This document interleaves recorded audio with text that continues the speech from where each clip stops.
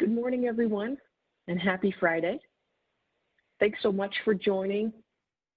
There are several people that are logging in right now and getting on the WebEx, so just wait a few more seconds before we get started. Just want to do a video and audio soundtrack from my co-presenter, Andrew. Andrew, can you confirm my audio is okay and that you can see my screen?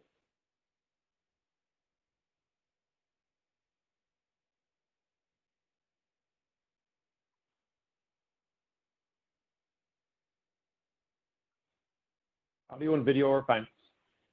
Great, thank you. Andrew's going to be assisting me today with any questions that we have that come in through the chat.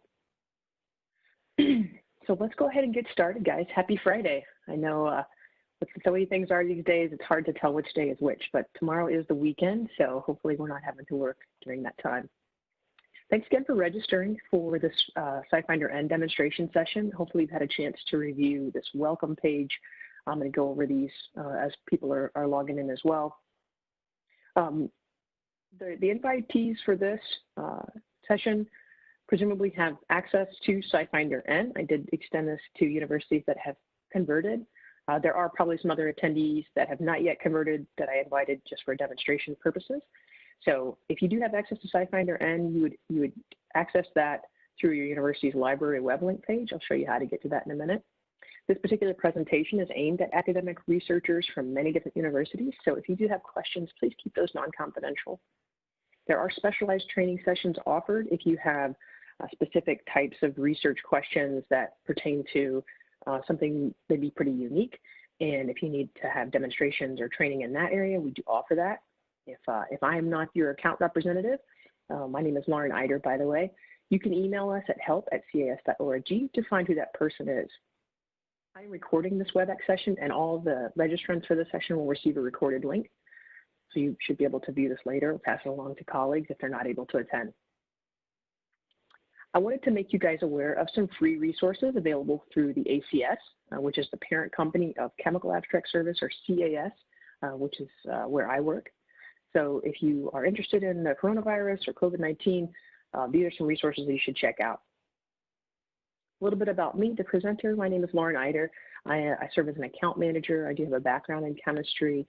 I've worked with CAS for about 5 years now, and my experience is in medicinal chemistry. I've worked in pharmaceutical research. I've worked in contract research and in academic labs. So I always like to talk with the folks that I'm training about how they're using the tool and how I can make it more efficient or show them things that they maybe didn't know. So before we begin, I want to go over some basics. This session is intended to help users transition to the new SciFinder-n platform. This was targeted towards folks that have recently gained access to SciFinder-n that were previously using the Classic version. As you've joined the webinar, you probably noticed that attendees are automatically muted to minimize any background noise. If you do have questions through this and want to engage with us, submit those through the Q&A. I think there's also a chat version. But if, so I think chat would probably be the best way because my colleague Andrew is not able to answer Q&A. So use the chat function to submit questions. If we don't get to your question during the webinar session, or if it's pretty specific to your needs, we're going to respond within the next few days via email. So thanks again for your participation, and let's get started. So you might be asking, if you haven't already logged into SciFinder-n, how do I access SciFinder-n? So hopefully we've made this pretty easy. I'm going to show you how.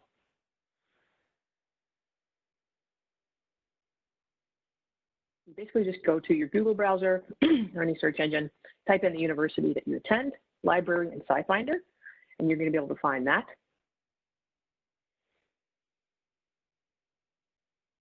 And then the next step is hopefully you're brought to an information page. So I've navigated to the University of Michigan's page here, where Dr. Severgina has graciously offered this information to users. So you can log in to SciFinder-n via this button here. So this will authenticate you with the username and password. The thing about SciFinder-n is that it's going to use your existing SciFinder credentials.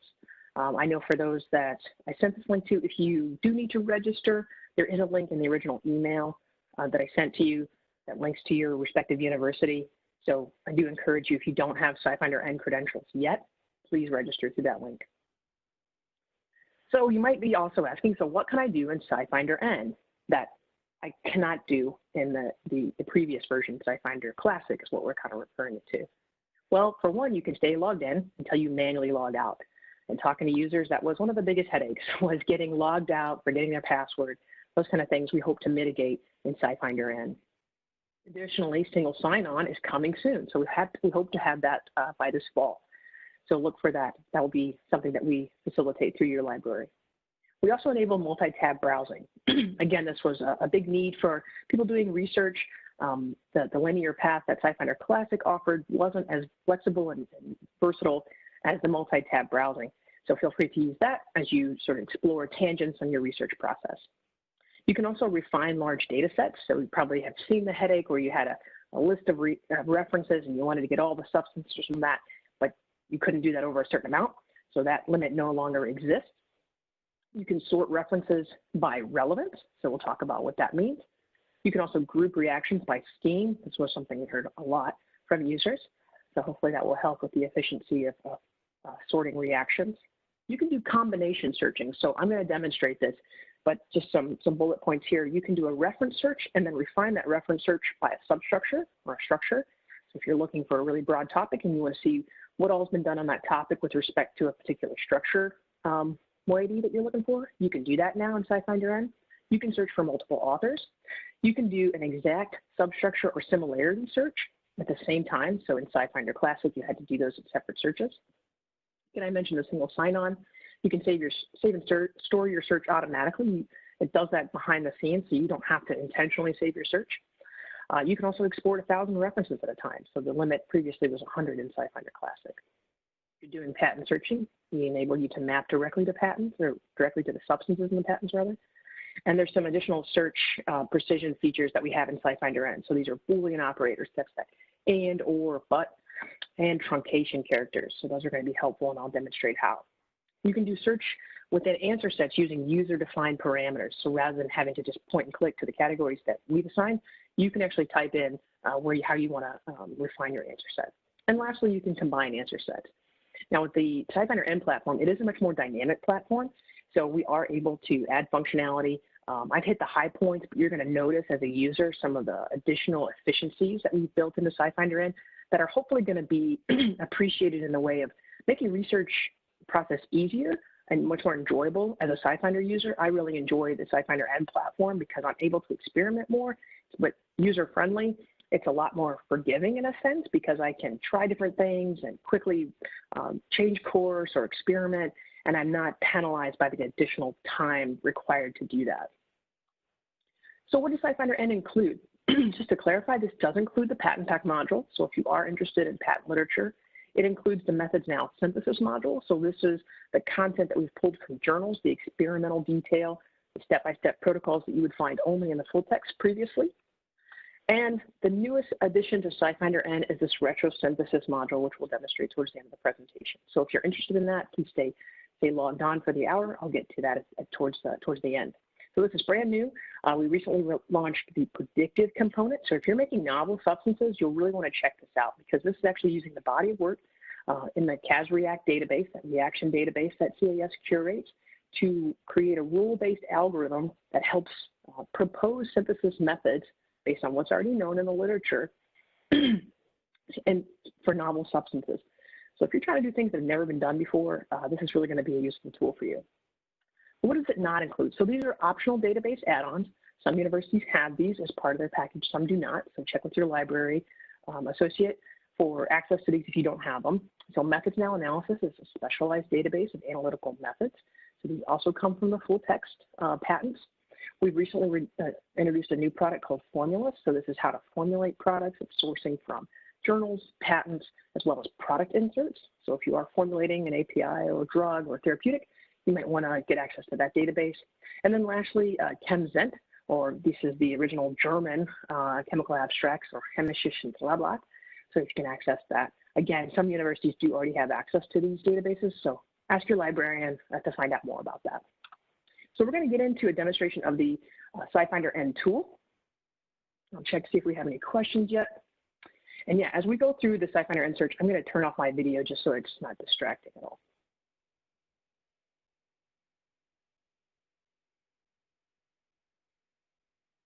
All right, hopefully that. So this is the SciFinder-n homepage. As I noted before, once you log into SciFinder-n, it's going to remember your credentials indefinitely on that system unless you choose to log out, which you could do through this link. So you could go to your account. I can log out that. Why might you want to do that? Well, if you're using a shared computer in a library, you may want to log out once you do that. If you're using your personal device, feel free to stay logged in. Also, you can search on your tablet, mobile device as well. So there are mobile-friendly versions in the works right now. So we hope that you pursue SciFinder-n through multiple different means. So let's go through. I'm just going to kind of navigate around what you'll see in this homepage here. This is going to be your home button. So anytime you're navigating in the tool and you want to return to this search, you don't have to navigate back to the URL. You can just click this icon. It's going to take you back to this page. You'll notice here very similar search options to what we had in the classic version. There's two that are different. You can do an all search in all the databases, and you can specifically do a supplier search. So if you're looking for a set of compounds to look for, you can do a supplier search on that. This is going to be how you access your saved answer sets. I mentioned that it automatically captures your history. You would sort that from here. And these are any account-specific related questions. Now, every individual user should have their own account. We do not authorize sharing accounts. There's a lot of personalization to this as well as security issues. So we do ask that every individual use their own personal account. You can set up your profile here with the password and your username. Your username is typically associated with your academic email address. This is also a tool that you can use to find out what's new. As I mentioned, SciFinder-n platform is a lot more versatile, a lot more flexible, so we are responding to users' inputs and needs and product feedback in a way that we can create new capabilities in SciFinder-n, new filter facet tools, that kind of thing. So you want to tune in to see what's new in this. You can also find out any help menu. So I'll navigate and show you kind of some ways to use these tools in helpful manners. So let's go ahead and do a reference search in this tool. And I'm going to start by something you probably, is a pretty popular topic right now. You'll notice that SciFinder-n is helping me with some predictive text here, or it's proposing some ways to do this. Now, this particularly helps if you have trouble spelling or if you want some suggestions on maybe how to best phrase a certain target area. So I'm going to do SARS-CoV-2 as my search topic. Now, I can be really specific in this search topic. One tremendous benefit of SciFinder-n is that it uses your natural language, so I don't have to be super prescriptive about a search topic. I can allow SciFinder to do that for me. So what is it doing? It's looking at these as search topics, demarcated by the prepositional phrase here, and it's going to look for how these search topics appear in the title, and the abstract, and in the concept headings that the CAS analysts, these are typically scientists with advanced degrees, they're going through and reading the full text journals and articles and pulling out those core concepts as well as any analogous terms there. So another benefit of SciFinder content is that our indexers are manually indexing the content and adding synonymous words to topics. So, and for an example, if the original authors use the word carcinoma in their research, we will also index that specific term that they used, carcinoma, but analogous terms, cancer, neoplasm. So if you're in a different discipline and you refer to it a different way, but they mean the same thing, we're going to capture those terms. So it doesn't mean, basically what that advantage is you can search a specific term and we're going to expand that term to any analogous term. So you don't necessarily have to do 15 different searches or 15 different ways to explain that. SciFinder is going to do that for you. So I'm going to get this reference answer set. And the power behind SciFinder is that I can be as detailed or as broad as I need to be in my initial search, and I can use the refinement facet tools on the left to help me narrow down to the research findings that are of most interest to me. I wanted to demonstrate to you how we can do this initial search to get increasingly more specific. We can do this in a couple of different ways. We can use the facet tools here on the left. You might recognize these from being a classic user. They are similar. Document type and language are two facet tools that people often use if they're looking specifically in patent literature or if they want to avoid patent literature altogether. You can view all of these. Notice here, I often get the question, are preprints covered in SciFinder-n? In fact, they are. We do index the preprint articles, so you can set alerts, and those alerts should include preprint documents. A difference here that you don't see in SciFinder is this histogram here. So you can actually see, obviously, there was a big interest in this particular topic recently, and due to recent events, it's off the charts here. But you can kind of see over time when we discovered coronavirus back in 2003, it's really interesting to actually go back and look at some of these articles because they're extremely germane now. But you can, from this histogram, kind of see how a topic has trended over time. Some other facet tools that might be of relevance to you guys. As an academic institution, you can directly link to the digital and the hard copy versions of these journals. So if your library keeps these, what we do is we essentially work with the librarian to make sure that these are harmonized with what you currently have available. So you don't have to go searching for those full text articles via other means. You can get those directly here. I can also look for particular authors that I want to focus in on, organizations, publication name, concepts. So these concepts are the specific terms that our CA indexers are adding once they read the full text to see which concepts are relevant to the article covered. This just basically adds precision to your searching. These are a couple of new facet tools that you want to pay attention to. I noted that these two tools are optional add-ons, but if you do need to look at formulation, we do include some additional context in the formulation capabilities. It's not as comprehensive as what you would get in a standalone tool, but it might suggest some articles that you need to dig into more to get that complementary information. Another thing I always like to point out here is that we do index records from PubMed. So this is the Medline database. If you are looking specifically for medically related information or biologically specific information, oftentimes you can find those articles in SciFinder by filtering on the Medline database. And there's no differentiation here. They're included in the reference list as well. This just tells you what databases are covered. So I went through those things just to demonstrate how that particular search term pulled this answer set back. But let's say I wanted to be very specific to CoV-2. You'll notice it captured this term, just CoV, and from recent events, we know that this is a distinct difference between CoV-2. So if I see that I'm getting answers that are not exactly what I want, I can actually do an exact search by putting these quotation marks around it.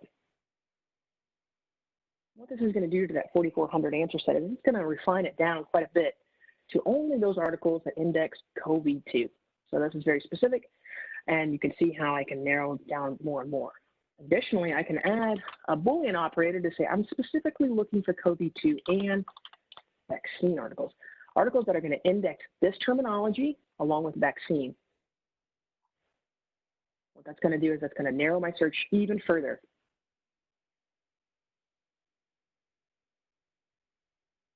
So we can see that I narrowed it down into just the particular areas that I'm looking for. So there's a lot of power in these search terms. So if you're looking to get very specific, you have a couple different options. You can add particular search terms here. You can add exact search terms if you want to tell SciFinder that I'm looking exactly for these terms, or you can use some of the facet tools if your refinement would benefit from that. So I demonstrated how you would take a large answer set and define it and distill it down. I'm also going to demonstrate how you would cast an even broader net. So another functionality in SciFinder-n that you don't get in Classic is the way to add wildcard or truncation enablement. So I can look at this term and say, I'm looking for anything with antiviral therapeutics as one research term and anything that includes SARS and additional terms. So SARS by itself or SARS with additional context. And you can see from that original answer set that I did, if you remember, that was about 4,400 references when I said SARS-CoV-2 without the exact nomenclature around it, or the exact quotation marks around it. This gives me 7,200 references. So again, it's including anything from SARS as well as the antiviral therapeutics. One thing I want to note too about reference searching is you probably noticed that 2016 is quite a long time ago anymore, right? Probably before most of you were even in college. So why is that?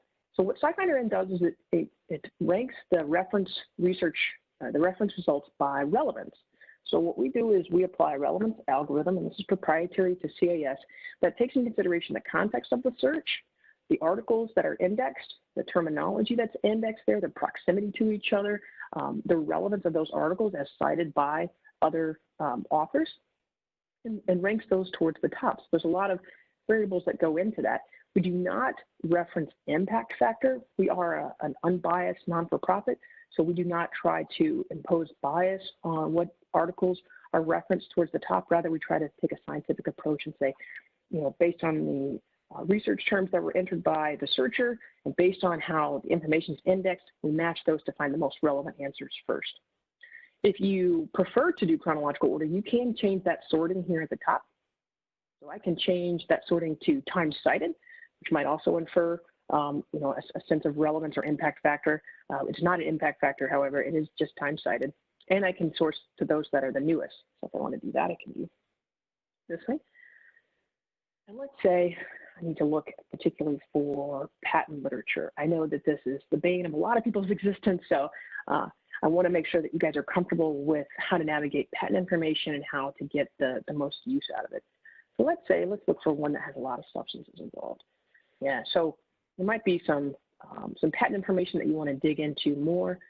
As I noted from the beginning, Patent Pack is included in SciFinder-n at no additional charge. You are not incurring any additional charges for your university to search in Patent Pack. What we've done here is we've linked to the full text patent, so you can get that directly from the patent agent. We've created some value-add content here, so if you need to see what's in this patent here, that sneak peek through the viewer, we specifically offered this to people that are looking at patent literature in a way to quickly understand what chemistry is claimed, and so that they can understand how I can patent around that, or whether my substance is actually prior art. And so what we've done here is we've indexed the full patent and linked to where these substances are. So let's say we want to link directly to where this particular substance is. It's going to take me directly to where this is in the full text patent, wherever it's cited. Another benefit to Patent Pack is if you are looking for all the substances in a patent, we've created what's denoted as this PDF Plus version. So what this is the full text OCR version. So what does OCR mean? It just means I can capture the text here. Oftentimes, if you go to free patent sources, they might be able to provide you the full text, but they won't be able to, but it's in an image file. So I can't take certain text, which would be helpful, particularly if it's in a foreign language or if it's nested in a table and it's in a foreign language. You can't grab the text and pull it into a translator to understand what the author has published there. And the PDF Plus version, we do have that capability in addition to a summary table on page 228 here, it tells me, that shows me all the substances that are disclosed or that are talked about in this patent. So these might be substances that are patented, that are claimed, that are starting materials, that are labeled products. Pretty much anytime there's a substance listed, it's going to show up in this substance table here, along with its registry number, page number, markup number. So that's what our analysts are marking up as how they've numbered that particular substance in here. And then it'll show you any structural data, provided it's not an enzyme and has a tertiary structure. So that's additional content that you get in SciFinder-n that you didn't have access to in the SciFinder web version unless you subscribed specifically to Patent Pack. Another thing to note here is if I do want to take a tangent and explore this particular patent or any of its substances, I can open this up in a separate tab. Let's say I want to explore some of the substances in this particular therapeutic. I can go in here and look at all the different substances that are referenced in a separate tab. And I can explore this route and keep this initial tab open, and it's not going to override it or cancel it out. I know that was a big headache with a lot of searchers is being able to take tangent searching. I mean, obviously in research, very rarely are things linear, so we're always kind of exploring and learning things. Another thing I wanted to show you guys with reference searching is oftentimes when we do a reference search, we might be exploring topic areas, right? You might be looking for therapeutics, you might be looking for novel substances, or where there might be allusions to structural features that are going to enable a bioactivity. So if you are doing that, you might find this particular research area or this research use helpful. So if I've done a really broad research topic area here and I want to see any references to substances that have been used in a certain manner, I can actually refine my reference list by a substructure or a defined structure in some cases. So I'm just going to use the drawing editor here to create a structure. Make sure I grab the right molecule.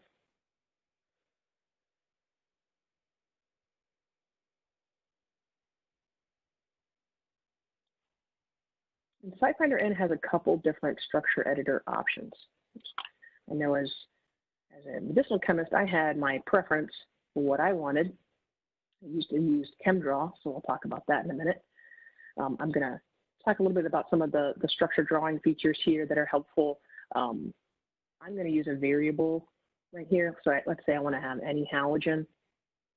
I'm going to designate that the substructure can have any halogen.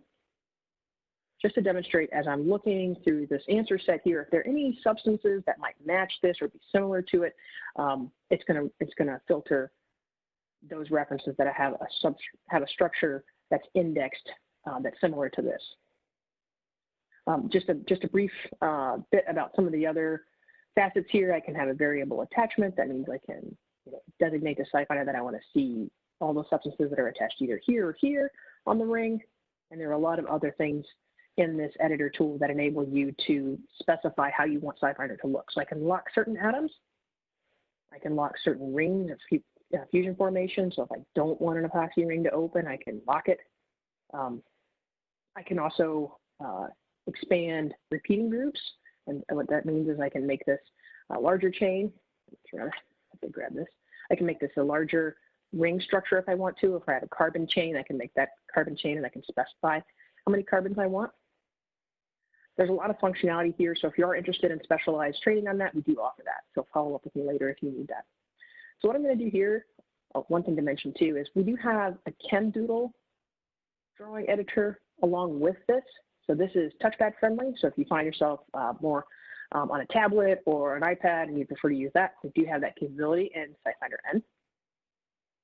So let's say I'm going to use my CNS draw tool to draw this substructure, and I'm going to filter for this particular reference list any substance indexed in this that might be analogous to this.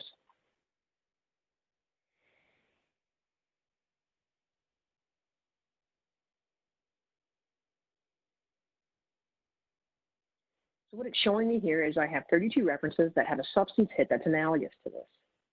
Now, you might see this change over time as more and more research is done in this area. So if you want to stay alerted to that, you can set an alert. You can save this list and set an alert as available to say CoV-2 therapeutics. So it's going to tell me, it's going to send me an email anytime there's something that is associated with the way I did this search, as well as refined by a structure. And I can save that and be alerted to it. You'll notice here that there's none that has drawn, right? Basically because I gave it some variability. There's no references that are available that have that substructure, right? We're not gonna index that substructure. I added a halogen variable there, so it could be a chlorine, a bromine, an iodide, but this gives me the substructure. So anytime there was anything analogous to that definition that I gave it, it's gonna hit, right? So that's just a demonstration of how you can do a really broad reference search and then refine it by structural components that are gonna be of interest to you in your lab. So let's go through a little bit more, make sure I'm covering anything else. Should we take a quick break for any questions that have come in the chat? A question about sound. Might be an audio version there. Andrew, would you be able to help me with some of the questions that came in that are going to be most relevant for me to answer right now?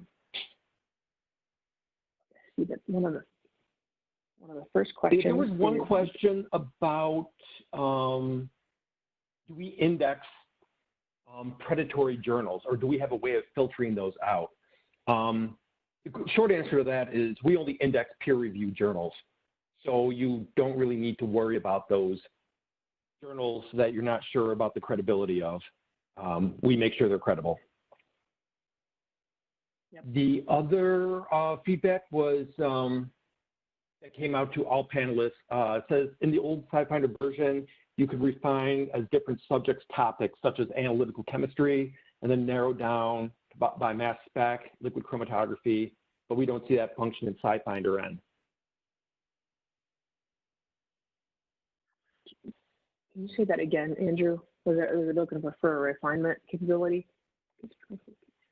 Yeah, we don't have the ability to refine by subject and topics.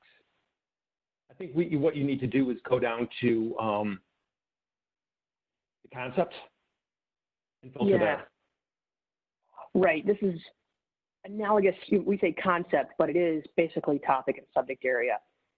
So one thing for that question, and just to demonstrate this to others, is this is just going to show you the top 5 right here. If you need to see more concepts, and these are all the terms that our indexers are applying to the particular reference as concept headings that are either discussed explicitly as defined right here, or if there's a different way to phrase this. So there's a couple different ways to search through the concepts that are indexed here. We've alphabetized them, or you can actually do a search term. So I'm just going to take a chance on cancer being in here, maybe. All right, that wasn't there, but virus probably will, hopefully, since we're doing antiviral search. So yeah, there might be a specific type of virus that you want to focus on within this, and this is alluding to that user-defined search term. So this is a way to look for that concept or that subject area. So if you are looking through and say, I want to filter this specifically to something in my interest area, you could do a concept search. More directly, you could do a search within that result for a topic or a subject of interest. Hope that answers that question. I also saw a question about what is a preprint. So there are some articles. I'm going to navigate to our advanced search here to show you. This is, while we're on this page, this is where you would add additional authors. So I know there was also an author question. If you wanted to refine to have only that author name, you could list authors here that you want to include on this search. Preprints are basically, let's see, this is an example of a preprint journal article. So these are places where you can submit your work while you're applying for acceptance in a peer-reviewed journal. And I'm not an expert in preprints. I've just been asked about those from library sources. So that would be something I would ask your librarian about, like what's the relevance of a preprint article? You know, what substantiates a preprint journal publication, that kind of thing. Let's see. Hey, Lauren? Other questions that we should. Yep. We have a question about how to import structures from ChemDraw into the editor. Yeah, great timing, because I'm just getting ready to demonstrate that. Want to make sure we had any other reference-related questions. There is a question about limits for how much search data I can save. I do not believe there's any limits on saving searches. So if there are ever any questions about that, on limits, what I would suggest you do is you go to this person icon here. You can do a help. You can actually type into the help search limits. And that's going to help you look at what are the search limits in SciFinder-n according to reference searching or save searching. And hopefully, if you have any specific questions on searching or saving that, you can quickly find that answer here. If not, you can email us at help@cas.org for any question you have on limitations or functionality. All right, any other questions? Import ChemDraw. Yep, I'm going to get to that. Make sure I have further down. Mass spectrometry. Yep. I'm trying to see this one question. In the old version, you can refine. This was, I think, the question you were asking, Andrew. You can refine on certain topics of analytical chemistry and then further narrow down. I think he's getting to the category question. Yep. I think that's the category function that's available in SciFinder Classic, but it's not currently explicitly available in SciFinder-n. I think the way that we did that functionality, we usurped that functionality need was by enabling user-defined search terms in the concept headings. But that is something that it's more application focused. So there are creative ways to go about doing that filtration or that narrowing down of the searches that we can certainly define or help you with afterwards if you're not able to do that with either the facet tools or the user-specified terms that we demonstrated. But yeah, great question. Search by chemical formula. Yep. So some of these questions are getting into the chemical searches, so we're going to start that right now. Thanks so much for the questions so far, guys. So let's do some substance searching. So there's a few different ways, and make sure, I do this all the time, I get a little disoriented, make sure you're always selecting the type of search that you want to do here. So we did a reference search. If I'm gonna transition into substance searching, I need to make sure that I do this. Otherwise, I do get some interesting error messages if I try to do a substance search when I'm looking for references, or vice versa, rather. So I'm gonna do a substance search, again, on some popular topics here. It's going to give me some predictive text. This is particularly helpful when I'm doing IUPAC nomenclature, if I aspire to do that, because SciFinder-n is going to point me in the right direction and say, this is the term, this is the correct way to spell this term. So I'm going to do a substance search on this. Yep, I guess I got a question that says, my SciFinder main page looks different than yours. You might be looking at the classic version of SciFinder. Just to give you a refresher of what that looks like. If you are searching in SciFinder and it looks something like this, for it, then you are in the classic version of SciFinder. So if you want to go to the new version of SciFinder, the URL here is SciFinder-n.cas.org. If you get blocked from that page, please navigate to your university website to go through their proxy server or VPN. So yeah, you should be seeing something similar to this and not similar to this. This is the classic version. This is the new SciFinder-n version. Yep. Okay, hey, so hopefully that answered that question. Yeah, Andrew? Lauren, there is also the possibility that the library has not updated their web page to guide people to the login URL. So it might not be very easy. So you might have to bug the library. Yeah, that's something, unfortunately, we cannot fix on our side. I mean, we've had a lot of people email our help desk and get that, but that is something that the library has to enable.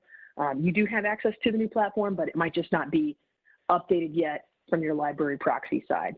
So that is something that, and usually the library website is very detailed about who you should go to. One of the reference librarians should route your question pretty quickly.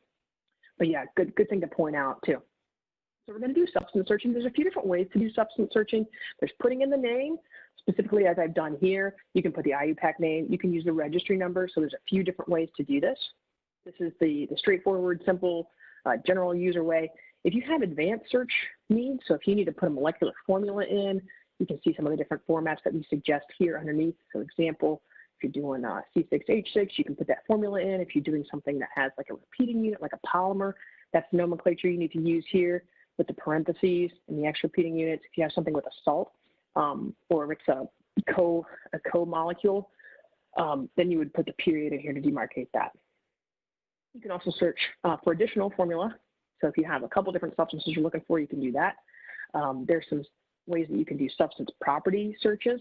So this is one of my favorites. So if you're doing some unknown research and you get an M+ peak, let's say that's at 250, and you want to see what substances could match that. I could do a substance property at that. And it's going to find all the substances that have that molecular weight reported. And then I could do a refinement, say, on, so some of these are the refinement tools. I'll review these facet tools as well. Let's say I want to do a refinement tool on those that have an experimental spectrum. So experimental spectrum as opposed to predicted spectra, these are ones that people have reported in the literature. They have been proven from an actual empirical study. So let's say I want to go into this particular record. So if I'm going into this record, I can do this one of two ways. I can either click on this hyperlink registry number, or I could expand this. One thing to note too is if you want to see more detail about this particular substance, I can blow it up so I can get a little bit more clarity on this particular structure. Super helpful for those complicated peptides and things like that. So if I want to expand this down and see a little bit more detail about this without having to click into the registry number, I can do that. And quickly click on this. Let's say I want to open this up in a separate tab. See this and keep the spectra up. So oftentimes I want to be able to print this out. I can quickly access this mass spec along with some of the detail there. You can see my N plus peak is around 250. I can see some of those other interesting peaks that might be helpful. I can actually zero in on some peaks too. So this might be helpful for those NMR, splitting patterns that are really fun to deconvolute. And I can download this to PDF. So if I need to put this in my electronic lab notebook or export this to my PI, I can certainly do that really easily. Yeah, so can I use an exact accurate mass for this search? Yep, you can put a very specific number in. So if we go back to that advanced search, or I can put a range. So I can get really, really specific, decimal places, or I can give a range, and it's going to pull all those substances that have that particular value associated with the substance record. What that means is it's either part of its inherent physical properties, calculated mass, or it's a part of empirical information that's been reported in the literature. We do not currently conjecture or postulate or make any sort of inferences on what that property should be. And when it's reported in the literature, or if it's something inherent to that molecule, we include it as part of the substance record, but we do not infer property value. So just to clarify on that. Okay. Yeah, so there are some additional spectra. Good question. So there's additional spectra information that's available in SciFinder-n that's not available in SciFinder Classic. Yep. So some of this is the experimental spectra. So we did purchase some spectral packages that are available only in SciFinder-n that are not available in SciFinder Classic. So some of the things that we could demonstrate here is you could actually say, I want to look for spectra that have a carbon-13 peak at 150. And this is going to find all those substances where we've got that data available for you. And just to show you experimental spectral data, I can navigate to those that have that, and then again, expand to this content that shows that information. Yeah, great questions coming in, by the way. If I need to cue in on that, I can get that detailed spectra. Again, get that blown up and reduce that size. So there's a lot of inherent functionality in SciFinder-n. I encourage you to explore, ways to make your research process a little bit more streamlined and exploit all the different features and functionality and additional content that's in SciFinder-n that we didn't have previously in SciFinder Web. So I want to make sure we're pacing on time so I can show the synthesis part. So I think there was a question about ChemDraw. So one of the things I wanted to show, I drew the structure in ChemDraw earlier, and I know as a medicinal chemist, I preferred ChemDraw to CAS draw, so no knock against you if you prefer that. One thing you would do is you draw your structure in ChemDraw, and there's a couple different ways that you can import this into SciFinder Web, or SciFinder-n rather. If you're using any version prior to ChemDraw 18.2, if I do the search to SciFinder, it's going to go to the SciFinder Classic version. If I'm using 18.2 or higher, it will link me to SciFinder-n. If you're using previous versions of ChemDraw or other ISISDraw or any other drawing tool, what you would do is you capture the tool, and you can, this is how you would do this in ChemDraw, but you would go down and say, select the molecule, copy as, either a mole, or Smiles code, or NG key. There are a few different options here. So just select the molecule, right click, and on the molecule, copy as, mole, NG, or Smiles code. If you forget what those are, CAS-draw is another, it'll remind you what formats it accepts. Another way to do this, if you draw this, is you can just go up to the edit tool, copy as, and gives you the same. So I'm going to copy this as Smiles. I'm going to go back to my my substance editor. I can quickly go into my draw tool. And again, so it reminds me here, it can take the registry number, Smiles, or NG code. A mole file, I would have to upload it. and I'll show you how you can be reminded of this if you forget what I'm showing you here. I'm going to draw that tool in here. Once I get this populated, I'll show you quickly how you can be reminded of this. Again, go to the Help menu under my account, and I can type in structure import, or any word configuration therein, importing a structure from ChemDraw, importing a structure from CastDraw. This goes through some different details of how you would get that functionality from a different drawing editor tool. So if you do not have ChemDraw 18.2 or higher, and you have to import this through a different means, we do show you step-by-step ways to do that. And if you maybe saw that from the registration, I included that one-pager to give you an idea. It's a front and back one-pager of different options to import that structure from there. But directly in SciFinder-n, there are some help tools to help with that. Let's go back from here. So we talked about searching through compound name. We talked about searching through some advanced options. I notice I just used that browser tool to go back, although it's replaced my editor. And I've talked about how to import a structure. So this is probably one of the more common ways, one of the more complex ways to do structure searching. So we're going to quickly do a pivot to the retrosynthesis stuff, because I want to make sure that we include that. Substance information and reaction information is quickly do this. There's a couple different ways to do reaction searching. And you notice how I've drawn this molecule here, so I can go directly to create a retrosynthesis plan, but first I'm going to search for reactions.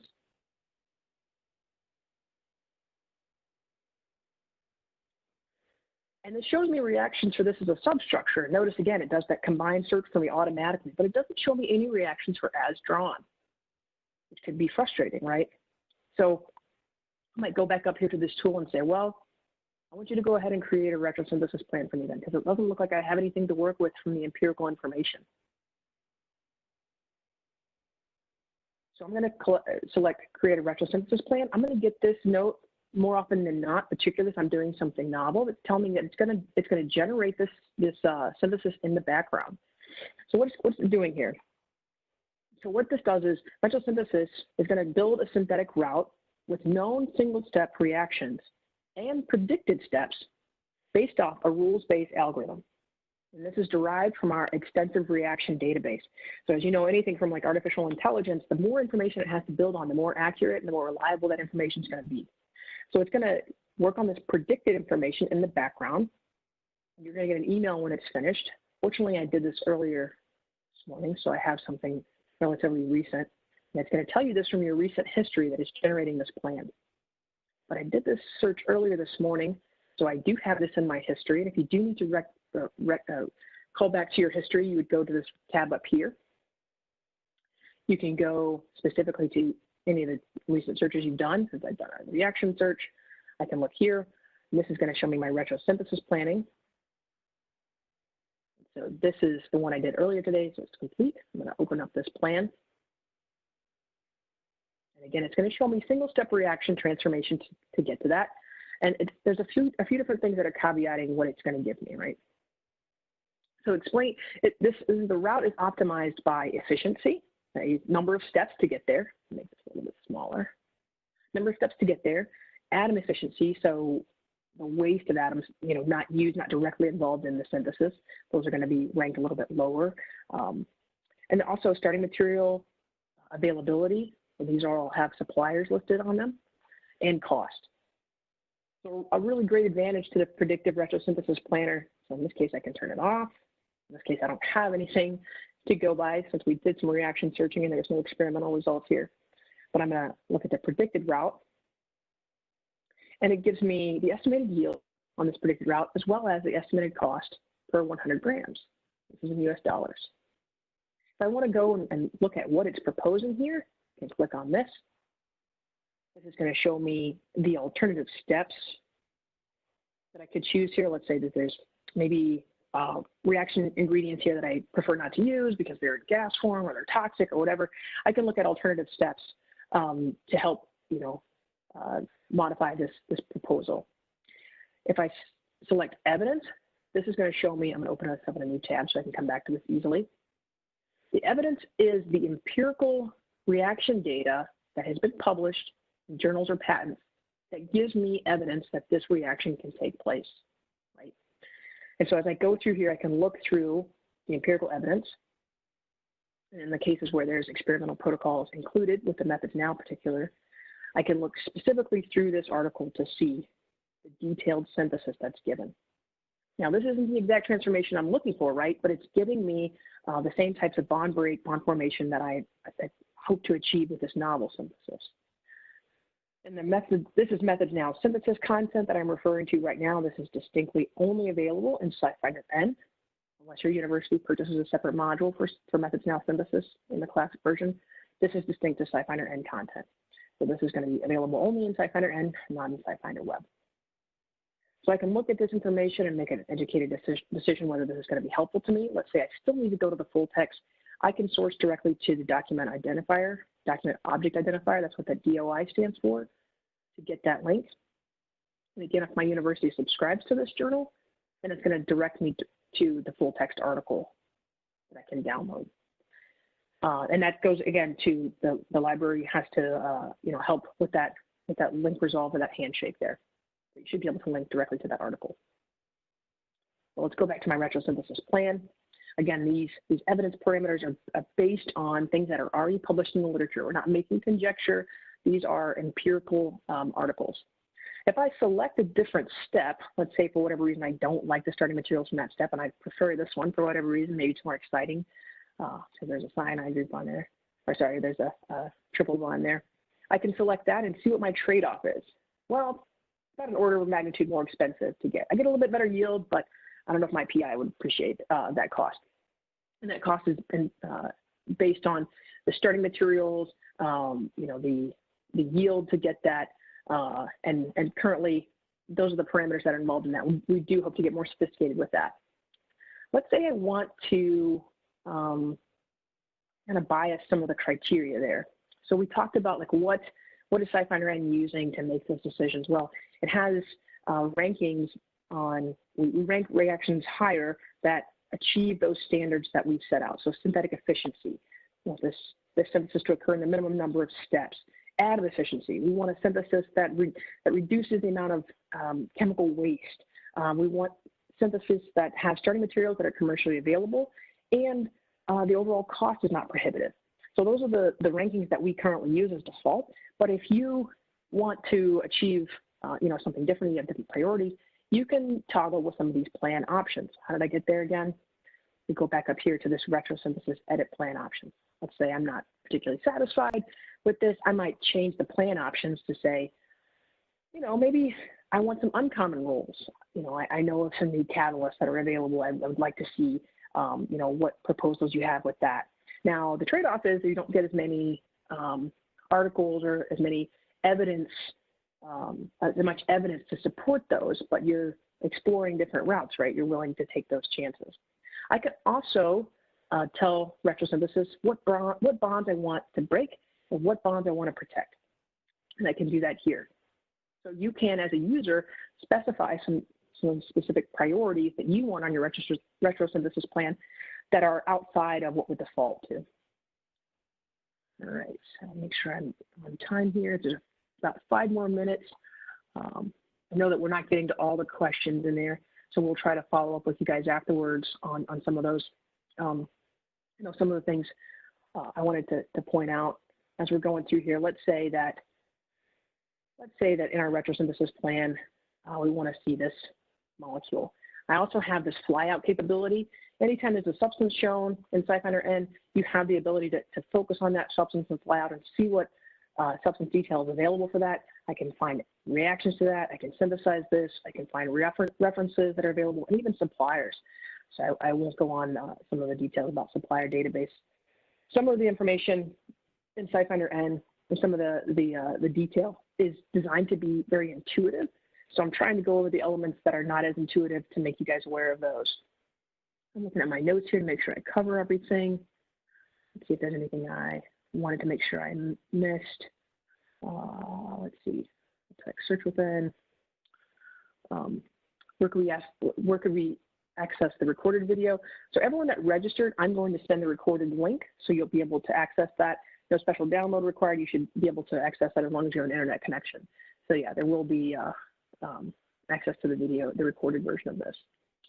Not the complexity of structure can use. Yeah, so with retrosynthesis, is there a limit to the amount of complexity of the substances that can be used? You know, I don't really know how to answer this directly. I will say that we don't handle substructures. So if you're including any sort of variability, it's not going to be able to find that by the way that it's programmed. But if you have feedback on that, this is a really good time to submit that. There is this purple feedback box at the bottom. If you're doing retrosynthesis work or any feedback really, submit it here under the SciFinder-n feedback. We have people actively looking at this, and because the product is flexible and versatile, we can add functionality to this if the demand merits it. So I do encourage you to use that feedback option.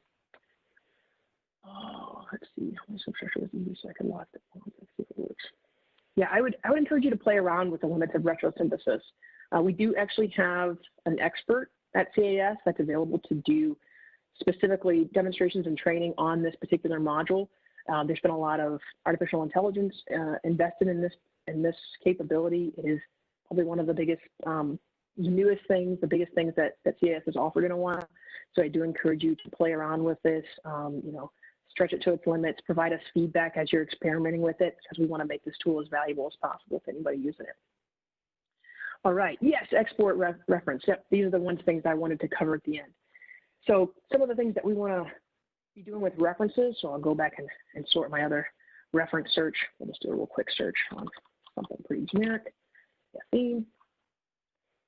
Let's say I do a reference search on that and I want to export all my references or filter down. I can do an export either through PDF, citation, Excel. This is not available in SciFinder Classic, so this is available in SciFinder-n. The limits for exporting references is 1,000. It used to be 100 in SciFinder Classic. It's now 1,000 in SciFinder-n. And you see all the different versions as well. So if you are importing to an EndNote or a Mendeley or a reference manager, you want to do that via citation, this .ris. So hopefully that terminology helps tip you off that this is going to be importable to your reference manager. And you can select those too. So if I don't select any of them, it's going to try to import 1,000 of them. That's the limit. Only this first 1,000 will be loaded. But if I want to select, I want to be particular about the ones I select, I can do this. I can go through and highlight which ones I want to be exported. I can also save this answer set. I can also share this, email this link to my advisor or anybody else on my project team if that's helpful. I wanted to go through some of those kind of workflow tools. And while we're here, I'll quickly show you the history page. You can look at your history by a span of dates. If I wanted to have a range of dates here, I could look at my history that way. I could look at it back in time here. So I've had access to SciFinder-n for quite a while here. So I could go back to last year and even look at what I did on January 8th, earlier this year. And I can filter it based on what type of search it was. So now we're coming up on 1 minute left here. So I want to make sure that I hit all the questions that I wanted to hit and try to cover all the information that that would be most helpful to you in your research. I think we covered the high points. But I know everybody's doing something pretty nuanced, and I want to make sure that you have the tools available to you to be most effective in your research. So if you do have follow-up needs, and you would like to see, say, retrosynthesis in a more detailed manner, customized to your research areas, please follow up with me at lider@cas.org. I'll put this right here. And we can get you hooked up with a specialized training for you in your lab, or talk about any questions or concerns you might have with the SciFinder-n tool. We really hope that this tool is advantageous to you, you get the most out of it, and we really hope that, that your research is majorly benefited by it. There's been a lot of investment in making this tool responsive to the ever-changing needs, and so we hope to continue to increase it and enhance it in ways that are valuable to you. So thanks again for your time, guys. I really appreciate you tuning in and registering for this. Just a recap on what we covered earlier, as I'll show my My tool desk, sorry. I wanted to make sure that this information was covered. How do you access this? Again, you would go to your university's website. Just type in your university, library, and SciFinder in some kind of configuration, and you should get routed to the right resources so that you can get a username and password to SciFinder-n and log in seamlessly. If you do have any issues with that, please first reach out to your library associate. If there are details, if there are issues further than that, then they might want to involve our help desk at help@cas.org. Thanks again for your time. Good luck in your research and good luck during this really trying time. I know it's taken a toll on a lot of us, but make sure to try to stay positive and stay healthy and safe out there. Take care, everybody. Enjoy the time.